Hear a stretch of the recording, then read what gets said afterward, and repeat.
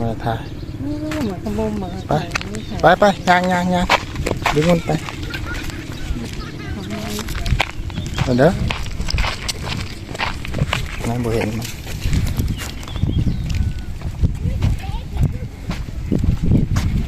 เอามาย่างกำลังกายเปลี่ยนเลยเด้อจากเลี้ยงงัวมันเลี้ยงหมาแล้วบัดนี้